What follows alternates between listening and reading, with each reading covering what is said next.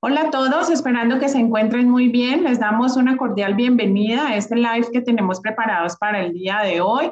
Me presento, yo soy Fidelia Galvis Gómez, soy terapeuta ocupacional, maestra en Administración en Servicios de Salud y directora de Neurodesarrollo y Rehabilitación Neurológica. Y pues bueno, estamos muy contentos de poder estar aquí el día de hoy una vez más compartiendo información, compartiendo conocimientos y datos muy valiosos que están relacionados con el neurodesarrollo de muchos niños y hoy traemos un tema muy importante también que está encaminado a datos importantes a nivel óseo, que es la displasia del desarrollo en la cadera. Y pues bueno, la verdad es que tenemos bastantes niños con este diagnóstico y la importancia de poder hablar acerca de esto es que ustedes como padres de familia y profesionales en el área de la salud puedan hacer un diagnóstico oportuno, pueden hacer una detección oportuna, perdón, pueden hacer una detección oportuna y canalizar a los subespecialistas encargados de poder hacer la parte diagnóstica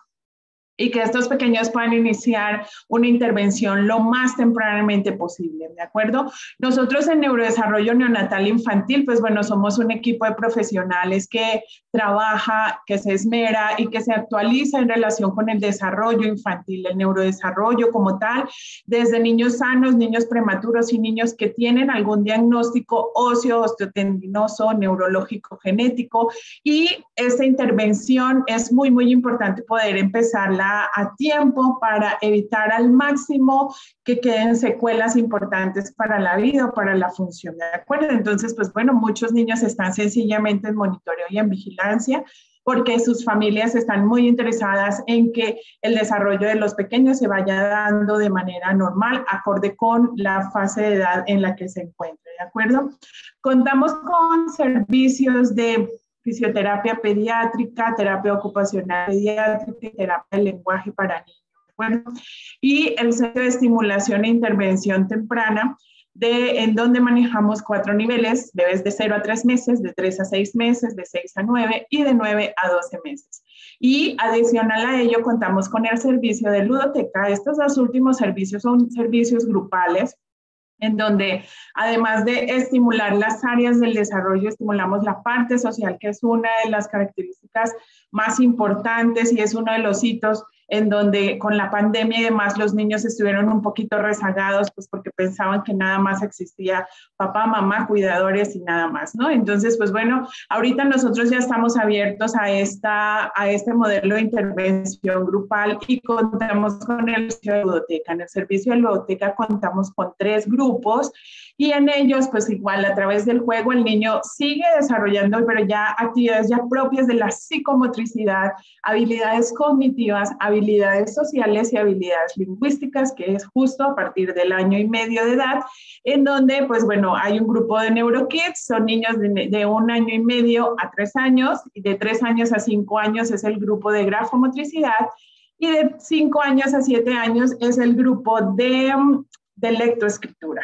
Entonces, pues bueno, esto es más o menos como un preámbulo de nuestros servicios, de lo que hacemos nosotros. Si alguna persona se encuentra interesada en estos servicios que nosotros ofrecemos, pues con un gusto pueden escribirnos y vamos a dar seguimiento a su solicitud. Y pues bueno, también invitarles a todas las personas que a lo largo de la charla que tenemos preparada el día de hoy, si tienen algún comentario, alguna duda, alguna sugerencia y demás, también pueden dejarla escrita en la cajita de comentarios. Y pues bueno, sin más preámbulo, agradecemos a todas las personas que se están conectando y les damos la bienvenida nuevamente. Quiero presentar a la licenciada Guadalupe Maldonado Rojas. Ella es egresada del Instituto Científico de Educación Superior ICES de la licenciatura de Terapia Física. ¿De acuerdo? Cuenta con el curso nivel 1 y nivel 2 de lenguaje de señas mexicana. Es diplomada en terapia ocupacional por el Instituto Científico de Educación Superior ICES y también es diplomada en neurodesarrollo y estimulación temprana por el Centro de Formación Profesional Serendipity. Y tenemos el honor de poder contar con ella dentro del equipo de profesionales que colaboran en neurodesarrollo neonatal infantil. Y pues bueno, Lupita, adelante y bienvenida.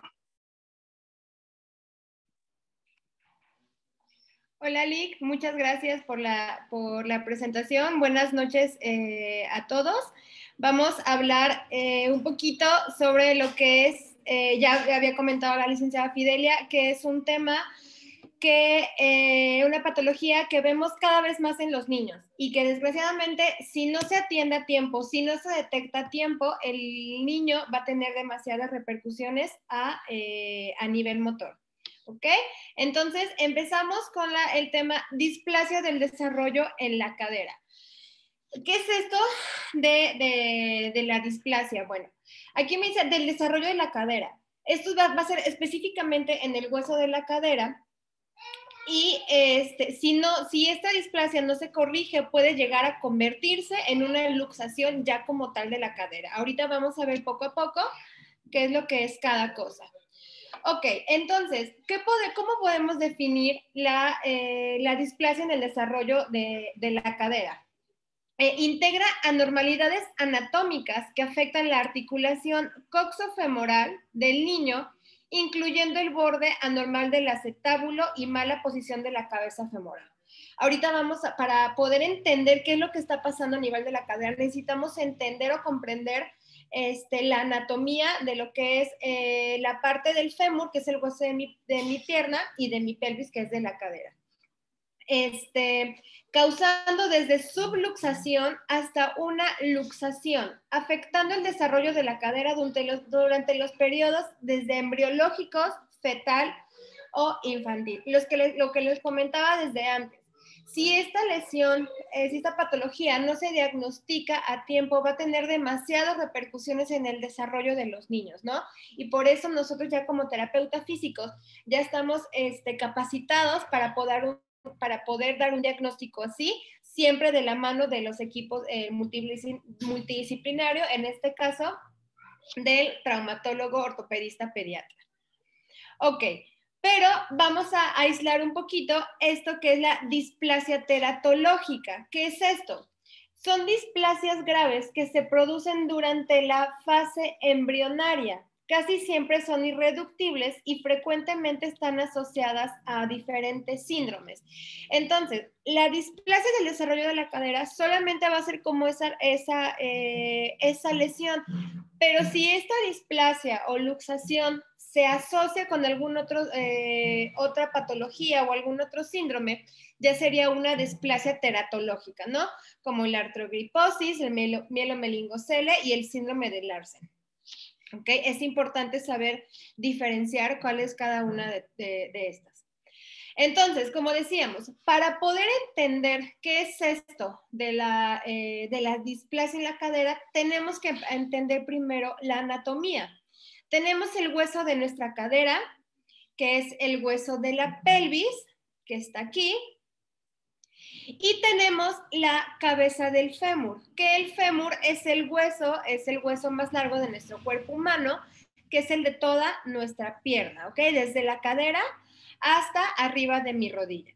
Entonces, la cabeza del fémur tiene que ir embonada en el acetábulo, que es la cavidad articular de mi hueso de la pelvis, ¿ok? Aquí está junto una imagen un poco más detallada. Aquí está el cuello del fémur, cabeza del fémur, y donde va embonado, que es esta cavidad o acetábulo de mi cadera, que es ahí donde tiene que ir perfectamente embonado y es donde se produce esta patología. Hablemos un poco de la epidemiología. La bibliografía nos marca que en naciones desarrolladas la frecuencia es aproximadamente de 2 a 3 casos por cada 1,000 recién nacidos vivos. Y y países como que estamos en desarrollo como México, varía entre 4 y 14 bebés por cada 1,000 recién nacidos. Entonces, esta patología va en aumento cada vez más, ¿no? Su frecuencia es mayor en el sexo femenino y es más común en la cadera izquierda. Entonces, como les comentaba, en nuestro país es alrededor de 4 casos por cada 1000 recién nacidos vivos. Y lo más importante, que la mayoría, no quiere decir que sea como ley, pero la mayoría de las mujeres son las que tienen esta predisposición a tener este tipo de displasia. Entonces, como comentábamos, podemos escuchar muchas veces sobre la displasia, sobre la luxación de la cadera. Vamos a ver qué es, o subluxación, qué es cada cosa y en qué se diferencia cada una de estas. Una displasia nos marca que es una alteración en el crecimiento de los componentes de la articulación de la cadera, tanto de partes blandas como son ligamentos, tendones, como la osificación acetibular y o femoral. Como decíamos, el acetábulo es la parte de la pelvis donde va embonado el hueso, la parte femoral, ¿no? Que es el hueso fémur. Entonces, en la displasia, el tamaño, digamos, tanto del acetábulo va a estar de una forma que no es normal, que no es correcta. Entonces, por eso hay una alteración en el crecimiento, ¿ok? ¿Y qué me va a hacer eso? Me puede provocar una subluxación, que la posición es distinta a lo normal, encontrándose por norma general la cabeza del fémur desplazada hacia una dirección craneal y lateral. Entonces, la displasia, ahorita vamos a ver una imagen. En la displasia, los componentes, hay una alteración en el crecimiento, en el tamaño. Si no se puede detectar a tiempo, me puede provocar una subluxación, que la posición ya no va a ser la normal entre el acetábulo y el fémur. Y me dice que se ve desplazada hacia craneal y lateral, o sea, se ve desplazada hacia arriba y hacia un lado. Y ya una luxación, como tal, ya no hay ningún tipo de contacto entre ambas superficies articulares, ya que la cabeza femoral se encuentra totalmente externa al acetábulo. O sea, ya no está en la subluxación, todavía hay un pequeño contacto entre acetábulo y cabeza femoral. En la luxación ya como tal, ya no está adentro en esa posición, ¿ok? Aquí, como les decía, aquí está un poquito la imagen más clara. Tenemos aquí el hueso de la pelvis y mi hueso del fémur. Del lado izquierdo está una cadera normal y del lado derecho tenemos una cadera luxada. Si se dan cuenta, aquí donde les mencionaba que está el acetábulo, aquí es un ángulo, debe de ser menor de 28 grados. Y si eso es en una cadera normal, y si lo comparamos con una cadera luxada, este ángulo es como si estuviera mucho más grande, ya hay una displasia, y eso hace que obviamente no entre la cabeza femoral en ese acetábulo y se esté como que jugando, se esté moviendo del lugar, ¿no? Entonces ahí está como que un poquito más claro la explicación entre estos tres términos. Entonces, eso se mide ya en una radiografía. El ángulo acetabular, es menor a 28 grados en una cadera normal, y en una luxada ya es más grande, se ve mucho más amplio y ya es un ángulo mayor de 28 grados. Ahora, hablemos un poquito de la etiología. Ya habíamos comentado que las mujeres somos las que somos más propensas a tener este tipo de lesión. Actualmente se considera que la causa primaria es la restricción intrauterina de los movimientos fetales al final de la gestación. Esta patología puede ser o es totalmente congénita. ¿Por qué? Porque aquí me está marcando que al final del embarazo, donde ya hay poco espacio de movimiento para el bebé, entonces me puede provocar una displasia o lo peor, una luxación de cadera. Pero, ¿qué factores aparte predisponentes yo voy a tener para tener esta patología? Factores genéticos. Si en mi familia, mamá, abuelita, tía, hay varias personas que tuvieron una displasia de cadera, es muy probable que el bebé pueda ya venir con esta patología. El sexo es más frecuente en el primer hijo. En el primer hijo es cuando va a ser más frecuente. Y sobre todo la mamá, si no tiene los debidos cuidados y estuvo fumando, estuvo tomando, no se alimentó de una manera correcta, entonces es un factor también predisponente. Entonces imagínense, si mi bebé, tengo antecedentes familiares de que tengo esa patología ya en familiares cercanos, más aparte es mi primer embarazo y no llevo una correcta alimentación y estuve fumando y tomando en todo mi embarazo, pues van a ser factores predisponentes a que mi bebé salga con esta patología. Factores mecánicos. En nacimiento podálico, ¿qué significa esto? Aquí vamos a ver una imagen. Cuando el bebé está en esta posición, está de nalgas y tiene que salir de esta manera, ¿no? Entonces es un gran factor que si mi bebé está en esta posición, obviamente por el canal estrecho para poder que nazca el bebé, por el tacto vaginal, es más estrecho que si sale de nalgas y es un factor que podría llegar a lesionar la cadera. Macrosomia, que es cuando son bebés que son muy pesados, que arriba de 4 kilos, 3 kilos 800, ya se considera que es un bebé muy grande. Entonces también es un factor mecánico que me puede provocar una displasia. Los embarazos múltiples, ya sean gemelos o hasta trillizos, pues obviamente, si con un bebé es riesgoso, ahora cuando son embarazos múltiples, el espacio es muy estrecho, entonces puede provocar también una lesión como esta. Oligohidramnios, que es cuando el líquido amniótico no es lo suficiente, hay poco líquido amniótico, entonces también eso me puede provocar, es un factor mecánico que me puede provocar una displasia. Anomalias uterinas, y algo que esto en lo particular se me hace muy conocido, sobre todo aquí en México, que es la envoltura rígida del neonato con las caderas en aducción, o sea, hacia adentro y totalmente en extensión.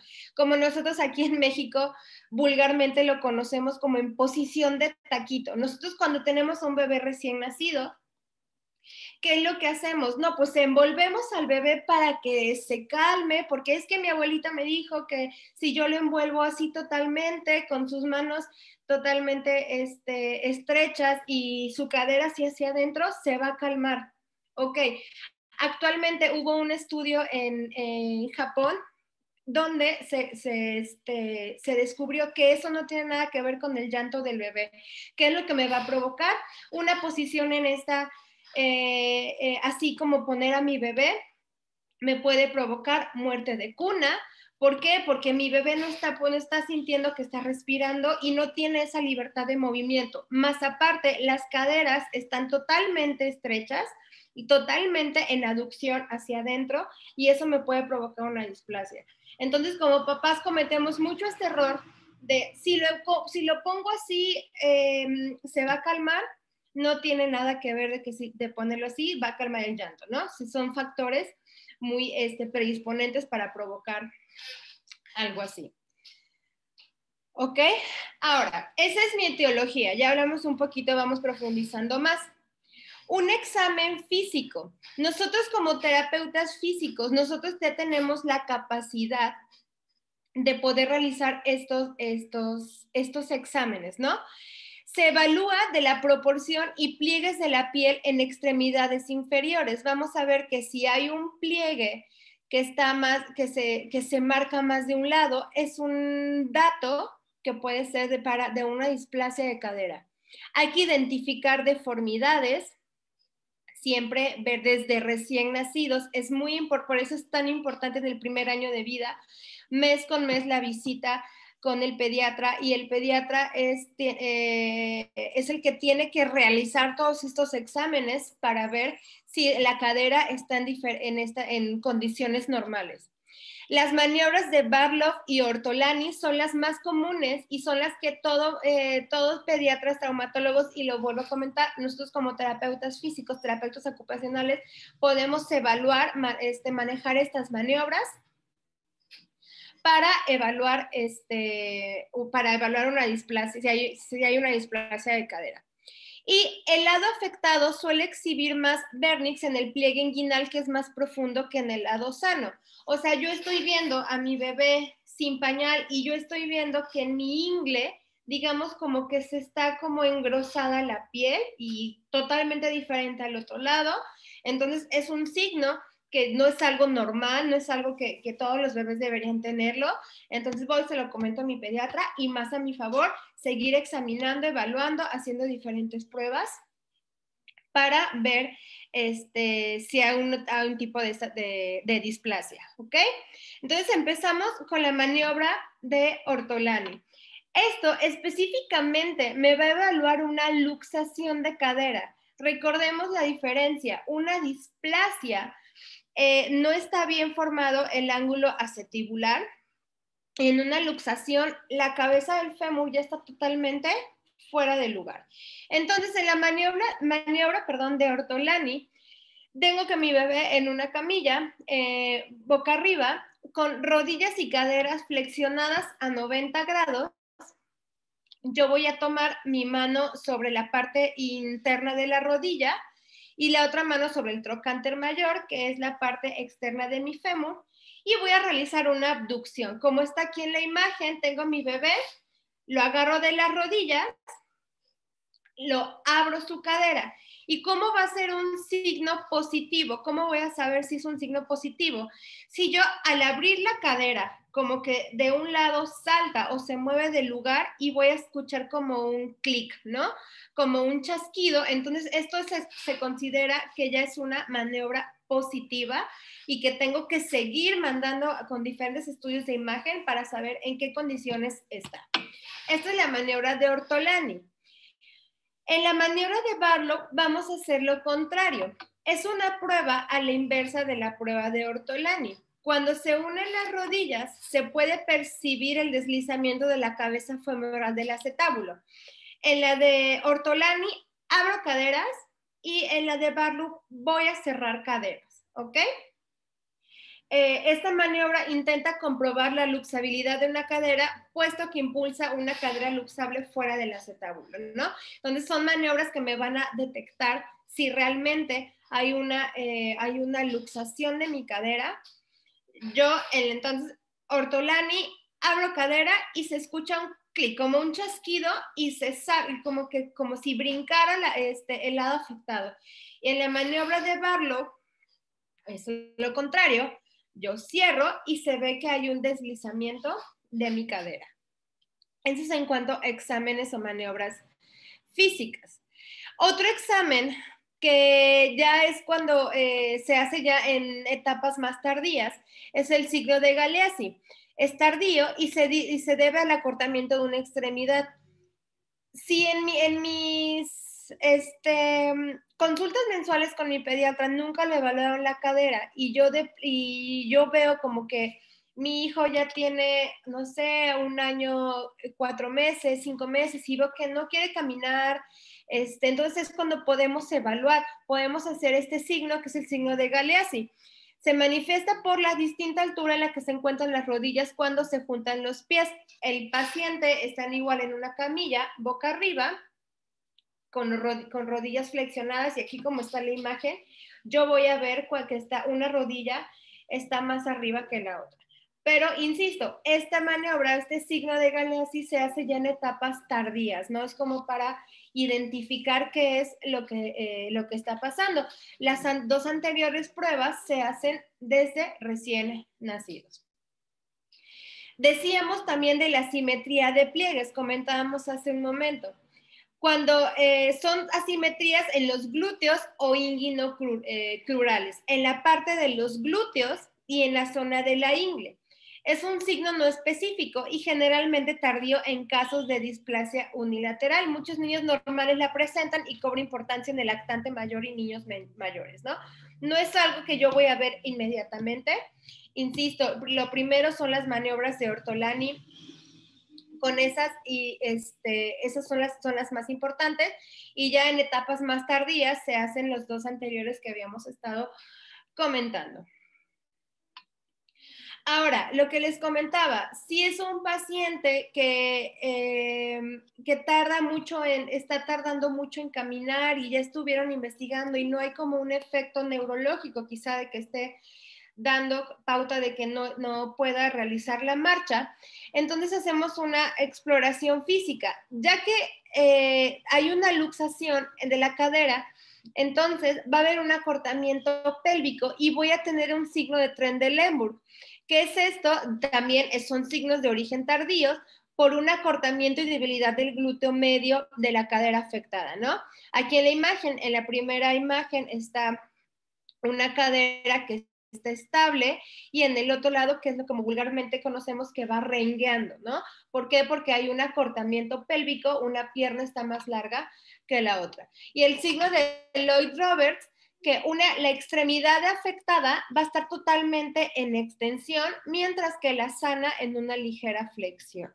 Entonces son signos que yo voy a evaluar si mi paciente ya está caminando, ¿no? Y no se le diagnosticó en una etapa temprana. Es muy importante también realizar esto. En los neonatos, siempre ya sabemos como los tamices que son como de cajón, ¿no? El tamiz metabólico, el tamiz visual, el auditivo, el cardíaco y el tamiz de cadera. Se realiza a las 6 semanas de nacimiento, ¿sí? Este tamiz, si son personas que tienen antecedentes o tuvieron factores de riesgo, es mucho más importante hacerlo, pero lo ideal es que todos tengan o no tengan antecedentes o factores de riesgo, todos los bebés se tienen que hacer este tamiz de cadera. Desgraciadamente, en nuestro país es un examen que todavía el sector público no lo maneja y tenemos que buscarlo en sector privado, ¿no? Pero es muy, muy importante que realicen este tamiz. Permite visualizar el cartílago y los tejidos blandos de la cadera, particularmente la cabeza femoral. ¿Y por qué hasta los 3 meses? Si yo hago este tamiz desde antes, yo no voy a poder ver nada. ¿Por qué? Porque este tamiz es un ultrasonido que se hace en cada una de las caderas de los lados, ¿no? Entonces, si lo hago antes, no se va a poder nada. Y el tamiz me va a mandar un resultado para ver si ya hay cartílago de crecimiento y si está creciendo de manera correcta. La capacidad de ultrasonido de cadera pediátrica va a visualizar estructuras no osificadas, lo que les comentaba, para que permita una correcta identificación tanto de la cadera normal, subluxada o luxada, ¿ok? Por eso es muy importante realizar este tamiz de cadera. Acá les pongo un diagrama. Evaluación de la cadera, factores de riesgo y examen físico. Si yo tengo un bebé que tuvo con factores de riesgo, pero su examen físico salió normal, pero tiene factores de riesgo, quizá fue un embarazo múltiple, primer embarazo, entonces se tiene que realizar una ecografía entre los 2 y las 3 semanas de vida. Si no hay ningún factor, que puede que haya factores de riesgo, es un bebé que nació en posición podálica, entonces, pero también mi examen físico también salió ya anormal, o sea, ya a lo mejor mi prueba de Ortolani salió positiva, entonces yo tengo que mandar una ecografía al nacimiento o lo más pronto posible, ¿ok?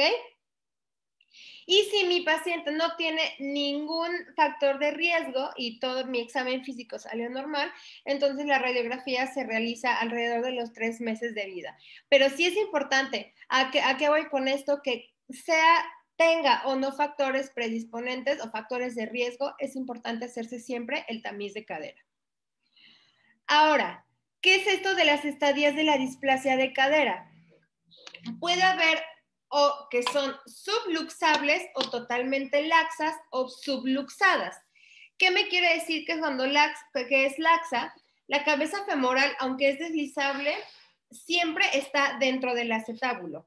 Mi fémur está dentro de la cavidad de mi cadera, entonces, aunque está ahí, pero se puede estar moviendo de ese lugar, pero, o sea, no se sale de esa cavidad, pero sí se mueve con facilidad. Subluxada, la cabeza femoral está dentro del acetábulo, aunque en reposo se aleja del suelo del mismo y hay una inestabilidad mayor con desplazamiento parcial de la cabeza femoral. Se mueve igual con facilidad, pero completamente, como está aquí la imagen, no se sale de su lugar, ¿ok? Todavía está en su posición, está medio en su posición. La luxable, que ya está totalmente, la cabeza femoral se encuentra bien ubicada, pero manualmente es desplazable fuera del acetábulo. Mi bebé está en una posición, no se mueve y está totalmente ahí, o sea, está ahí, pero yo empiezo las maniobras, empiezo a hacer una abducción y inmediatamente, ¡pau!, la cabeza femoral sale de su lugar. La luxada, la cabeza femoral se encuentra fuera del acetábulo, ya está completamente tanto en reposo, tanto en movimiento, ya está totalmente afuera. Y la inveterada, que se caracteriza por una luxación de la articulación en el periodo que se ha iniciado la marcha, presentando claudicación y otras alteraciones. Como comentábamos, esta patología la podemos diagnosticar desde los primeros meses de vida, pero si es una luxación que la notaron cuando el bebé empezó a caminar por los signos que vimos, que ya mencionamos anteriormente, entonces es un tipo de luxación, una inveterada. Ahora, lo importante, ¿qué es lo que vamos a tener como tratamiento? Como tratamiento vamos a dividirlo, lo quise dividir en 3 funciones, en un tratamiento ortopédico, un tratamiento quirúrgico y la rehabilitación física. ¿Cuáles van a ser mis objetivos dentro de estos 3? Va a haber una reducción de la articulación de la cadera para recuperar la posición correcta, estabilizar la anatomía de la cadera, que vuelva la cabeza femoral en su lugar, y un mantenimiento de la misma con el fin de garantizar un correcto desarrollo de la articulación. Esas son las etapas que yo voy a ver en un tratamiento, tanto sea ortopédico, quirúrgico o en rehabilitación física. De reducción, estabilizar la anatomía y un mantenimiento para que no se salga más de su lugar. Vamos a empezar con el tratamiento ortopédico. El tratamiento ortopédico lo vamos a dividir en arnés de Pavlik, que es del de la imagen del lado derecho, férula de Fresca, que es la del lado izquierdo, y cojines aductores, que es la de imagen del medio, ¿ok? ¿Cuál es el objetivo de mi tratamiento ortopédico? Mantener las caderas en una posición correcta, de tal forma que exista una situación lo más ajustada posible de la cabeza femoral en el interior del acetábulo. Que mi cadera esté totalmente en ese lugar y no se mueva, ¿ok? Tenerlo aquí. Como ya dijimos, todas las férulas o los arneses que vamos a ocupar son férulas en aducción.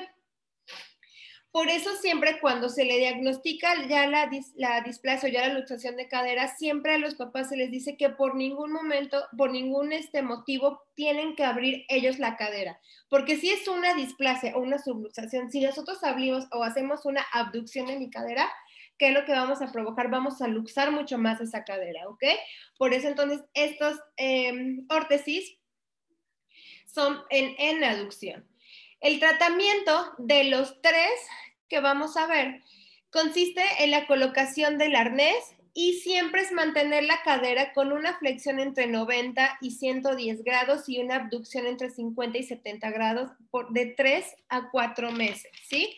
Es un tratamiento que quizá va a ser difícil para los papás, pero siempre es para tratar de evitar un tratamiento, un tratamiento quirúrgico. Si colocamos el arnés, tenemos que dar seguimiento durante 2 semanas para comprobar que la posición sea la correcta, que realmente me esté sirviendo. Y si va sirviendo, después de las 24 horas, yo voy a ir disminuyendo el número de horas que va a tener, lo va a tener ocupando mi paciente. De ahí a los 4 meses de edad yo hago una ecografía, de 4 a 6 meses puedo hacer una ecografía y una radiografía, y a partir de los 6 meses ya puedo hacer una radiografía para ver qué tan acertado ha estado este tratamiento. Si después de 2 semanas mi tratamiento sigue igual con estas férulas, dependiendo, esto lo indica el médico traumatólogo, entonces si después de 2 semanas todavía no hay mejoría, se tendría que suspender tratamiento, ¿ok? El arnés de Pavlik tiene correas de tela, sujetadores que se ajustan alrededor del pecho, el arnés, sostiene las piernas del bebé en una posición abierta, y esto mantiene la cabeza del fémur en posición correcta en la cavidad de la cadera para el desarrollo normal. Este es el más efectivo en las luxaciones. De hecho, se sabe que es efectivo en el 95% de las subluxaciones. Y en luxaciones completas es un 85%. Entonces es como el más indicado. A veces la dificultad de este arnés, que a veces para los papás es complicado estarlo sabiendo poner correctamente. Este es el arnés de Pavlik, que es el que más se utiliza. La férula de Frecka es un dispositivo que es de plástico perforado para permitir la transpiración, unido a un peto, que es lo que va hacia arriba, para poder anclarlo a los hombros del bebé y que el plástico no se mueva, ¿no? Es muy parecido, es más práctico de colocar que el arnés de Pavlik. Y los cojines aductores. Son cojines que a lo mejor los podemos canalizar con terapia ocupacional para que los puedan realizar. Es un material de cuero, plástico o almohadas suaves para mantener la cabeza femoral en la articulación. ¿Y cómo vamos a medir esto? Se miden los espacios interpopiclos, que son los espacios que tenemos en la parte posterior de las rodillas, con mis caderas en aducción, ¿no sé? ¿Ok? Entonces esos son mis 3 aparatos ortopédicos que yo puedo ocupar. Pero ¿qué pasa si aún así, les comentaba, todavía con ese tratamiento, con esos equipos, no ha habido una mejoría? Tenemos un tratamiento quirúrgico, que es una reducción cerrada, es totalmente bajo anestesia general, con tenotomías de aductores y del psoas. ¿Qué es esto? Van a cortar uno o varios tendones de los músculos aductores y del músculo psoas-ilíaco. Después se hace una artrografía para corroborar la reducción de la cadera, y se hace una movilización con aparato de un yeso que va desde la pelvis hasta la parte podálica. Esto más o menos va a tener una duración entre 6 a 12 semanas. Vuelvo a insistir, si de 6 a los 18 meses no hay una respuesta con las órtesis, entonces ya se manda a un tratamiento quirúrgico, que sería una reducción cerrada. ¿Ok? Y mayor a 18 meses, que ya no se ha podido mejorar esta luxación, el tratamiento quirúrgico sería una reducción abierta, que es tratamiento en elección en niños con diagnóstico tardío. Hemos mencionado mucho que siempre estas lesiones, entre más temprano lo diagnostiquemos, va a ser mucho más fácil, pero si se lo diagnosticaron a partir de los 18 meses, ya es candidato a un tratamiento quirúrgico. Será de acuerdo a la edad, características clínicas y radiografías de la articulación de la cadera, y va a eliminar estos elementos luxantes, ¿no? Aunque el que decide es qué tratamiento es el indicado, pues siempre va a ser el traumatólogo pediatra. Tenemos este algoritmo para evaluar y saber qué es lo que vamos a hacer con un paciente que tenga esta patología. Una exploración física. Si en mi exploración normal, vamos a dividirlo, exploración normal, exploración dudosa y exploración anormal, que esto que es mis 2 maniobras que ya vimos, Ortolani y Barlow, salieron positivas. En la normal, en la exploración normal, si salió y no hay factores de riesgo, se hace una exploración entre los 3 y los 6 meses y se hace una limitación de la abducción, lo que les decía, ¿no? Siempre hay que tener mucho cuidado con los movimientos de aducción. Si salió normal, igual, después de esos 6 meses se vuelve a hacer una exploración Entre los 12 y 18 meses, yo evalúo si hay una limitación en movimiento, el signo de Galeazzi para ver si hay una discrepancia o un acortamiento pélvico, si el paciente tiene una hiperlordosis o es un signo positivo de Trendelenburg. Si todo eso salió normal, entonces yo tendría que tener una revisión hasta mi adolescencia. Si en una exploración dudosa y hay factores de riesgo, se hace una ecografía entre la cuarta y sexta semana de nacimiento. Si ya hay una cadera luxable, se envía con ortopedia infantil, ¿ok? Y si hay una exploración anormal, ya con signos positivos de las maniobras, derivar con ortopedia infantil, tratamiento con un arnés, vemos si hay una reducción, un tratamiento quirúrgico cerrado o abierto, para ver qué tipo de tratamiento quirúrgico seguiría. Y lo importante, el tratamiento en fisioterapia. La fisioterapia tiene mucho que ver en un buen tratamiento en eso. Nosotros como terapeutas físicos debemos conocer y realizar estas maniobras para detectar si mi paciente, sobre todo los que estamos en la rama del neurodesarrollo, para ver si no va a ser un factor predisponente para que no pueda hacer las fases de mi desarrollo. Una estimulación sensorial y motora, buscando que el niño obtenga patrones de crecimiento normal. Yo tengo que empezar a estimular para que mi bebé, si tiene ya es un paciente con displasia, con las diferentes, y tiene su arnés y todavía no es candidato a cirugía, yo tengo que saber estimularlo tanto sensorial y motoramente para que pueda realizar su desarrollo normal, ¿no? Desde un arrastre, desde un gateo, hasta que mi bebé ya pueda pararse, siempre con las medidas, con las indicaciones posibles para no lesionar más. En caso de que sea quirúrgico, un tratamiento posoperatorio, ¿en qué va a consistir? Recuperar la movilidad articular, siempre realizando en articulaciones de la cadera y de mi rodilla, potenciar musculaturas, ejercicios para darle mucho más fuerza a músculos de cadera como el glúteo medio y abductores, y también una función descontracturante.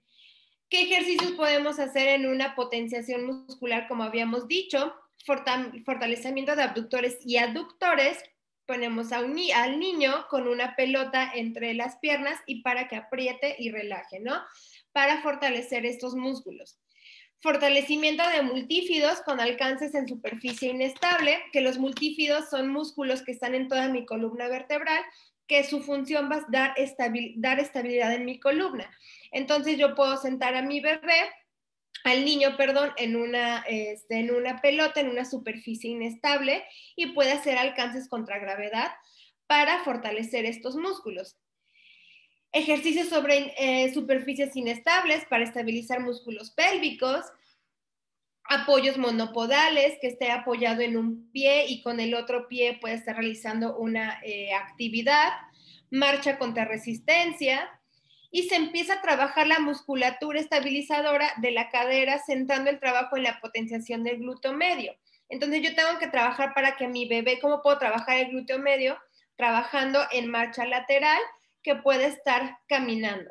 Esto es en un tratamiento postoperatorio. Habíamos mencionado que este tratamiento sobre todo se va a dar en niños que ya se diagnosticó, ya fue un diagnóstico tardío. Y ojo, las recomendaciones. Aquí en la imagen, nosotros siempre cuando en bebés recién nacidos, recomendamos esta posición que le llamamos la posición de ranita. Si ustedes ven en esta imagen, hay muchos, estos famosos canguros que no son nada ergonómicos. ¿Qué es lo que está pasando con mi bebé? A veces son bebés que están tan chiquitos y ya a veces tienen 1 o 2 meses y los ponen en esta posición. ¿Y qué es lo que pasa en esta posición? No hay un apoyo en la cadera, no está esa posición de ranita, que es la posición fisiológica de los bebés de más o menos de entre 0 y 3 meses. Entonces, hace que esta ranita, esta posición, la cadera, se haga en una abducción y todo el peso caiga ahí y me pueda provocar, si ya tengo antecedentes o factores de riesgo, con un porteo o con utilizar este tipo de canguros no ergonómicos me va a perjudicar mucho más. Muy diferente a estas mochilas ergonómicas, es muy importante ver eso en la posición de ranita, en la que no está colgado de sus piernas, está en esta posición fisiológica donde no está cargando todo el peso en una posición correcta de mi cadera. También últimamente las recomendaciones que se dan para evitar este tipo de lesiones son los famosos pañales de tela, que estos pañales de tela me dan una posición de ranita, que es la posición anatómica normal de tu bebé, ¿no? No quiere decir que yo uso puro pañal desechable, pues ya va a tener esto. No, simplemente son recomendaciones que estamos dando. Inclusive, muchas veces decían que si le pones doble pañal o triple pañal, eso va a hacer que abra la cadera y también evitar estas displasias, ¿no? Científicamente no está comprobado, entonces mejor, si tiene la posibilidad, un pañal de tela que hace hacer esta posición de ranita. Y algo muy importante que aquí en la clínica siempre tratamos de hacerle mucho esas recomendaciones a los papás. Las razones por qué no usar andaderas. Las andaderas, aparte de que limita la exploración natural del niño, retrasa mucho el proceso natural de la caminata, aumentan probabilidades de tener un accidente y modifica la postura lateral de las piernas al abrirlas y estirarlas. Además, es la misma posición que tienen en los canguros no ergonómicos, que van totalmente con las piernas hacia abajo y está cayendo mucho más peso y está generando una abducción. Entonces, imagínense si un bebé que tiene todos estos antecedentes o factores de riesgo, lo metemos en una andadera, pues va a ser mucho más perjudicial para el niño. Inclusive en países desarrollados como Canadá ya está prohibido el uso de estas andaderas, ¿no? Pero al fin y al cabo son recomendaciones que nosotros hacemos a los papás, pues ya cada quien será libre de ver lo que le hace lo mejor para su bebé. Ahora, ¿qué conclusiones puedo sacar de esto? El diagnóstico oportuno temprano va a ser la clave de todo. Vuelvo a insistir, nosotros como terapeutas físicos, del lado de un equipo, junto con un equipo multidisciplinario, vamos a tener esta capacidad de saber diagnosticar o saber si la cadera está en una función normal, ¿no? Este diagnóstico precoz se torna importante en nuestra sociedad, ya que la patología, se presenta de manera común, por lo que se debe de hacer más exhaustiva la revisión desde el recién nacido. Y es muy necesaria la realización de nuevos estudios más específicos sobre la terapia física, desde un manejo antes de que si tuvo o no es candidato a una cirugía, tanto después como ejercicios postoperatorios. ¿Ok? Entonces, espero sus dudas, si tienen alguna duda, estamos para servirle. Muchas gracias, licenciada. Le cedo la palabra. Muchísimas gracias a ti, Lupita, por esta presentación. La verdad, creo que la información fue muy valiosa, muy concreta, muy específica y muy profesional. Muchas felicidades por ello. Y pues bueno, tienes aquí saludos de muchas personas que dice Sandra Aguilar, hola Lupita, Rita RG dice muy bien hija, felicidades, Giovanni Cabrera dice saludos y Nimix también manda una estrellita. Pues bueno, muchísimas gracias a todas las personas que estuvieron enlazadas ahorita. Yo quisiera terminar y te quiero preguntar si tienes algún mensaje especial para estas familias que desde un proceso muy, muy temprano, porque muchas veces los bebés son prematuros y vienen ya con esta cadera congénita, luxada, con la displasia y demás, y desde manera muy inicial estas familias pues han pasado con esta atención, ¿no? Tenemos familias que ya cuando son dados de alta porque ya caminaron y demás, es como de ya por fin lo logramos. ¿Qué mensaje tienes para ellos, para animarlos, para recomendaciones así muy específicas? Adelante.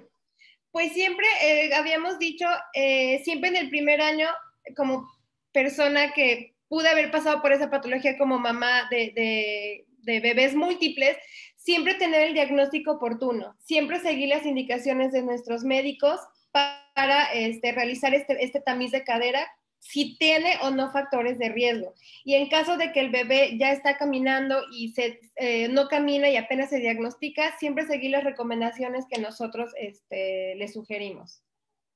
Claro que sí, muchísimas gracias. Y la verdad, pues no desesperarse, ¿no? Porque Claro. muchas veces hay dolor, ¿no? O sea, a veces es muy triste, doloroso, traumático tener que ver 24 horas al día, 7 días de las semanas al bebé con el arnés, ¿no? Puesto durante tiempos súper prolongados en donde quisiéramos ya liberarlo y demás, pero pues por indicación del cirujano, del traumatólogo, pues no podemos y sería una contraindicación tener que retirar estos arneses. Muchos niños pues son operados y tienen el yeso puesto durante tiempos también prolongados muy específicos dependiendo de la indicación médica y entonces pues es esto, no desesperarnos, tratar de buscar una red de apoyo porque esto será una muy buena recomendación para todas estas familias. Ya afortunadamente en las redes sociales contamos con grupos que podemos decir mamás con niños con displasia de cadera y poder decir ya tengo una perspectiva de alguien que está viviendo algo muy similar a lo mío, ¿no, Lupita? Sí, claro. Exactamente, entonces pues bueno, agradecerte Lupita por esta presentación, muchísimas felicidades y pues bueno, a ti muchas gracias, agradecer a todas las personas también que estuvieron conectadas el día de hoy y dice Fernando Maldonado, muy bien, licenciada Lupita. Muy bien, y pues bueno, muchas gracias a todas las personas que van a ver esta grabación también en un horario posterior de manera sincrónica. Nosotros quedamos a sus órdenes, estamos para servirle. Si están interesados en nuestros servicios, en nuestras asesorías de modalidad online o modalidad presencial, con mucho gusto síganos en nuestras redes sociales, estamos como @neurodesarrollo neonatal e infantil en Facebook e Instagram y nuestro número telefónico con WhatsApp es 22 84 24 62 15. Repito nuevamente, el número es 22 84 24 62 15. Les envío un abrazo caluroso y fraternal a todos y pues bueno, nos vemos el próximo viernes. Excelente noche a todos. Hasta pronto.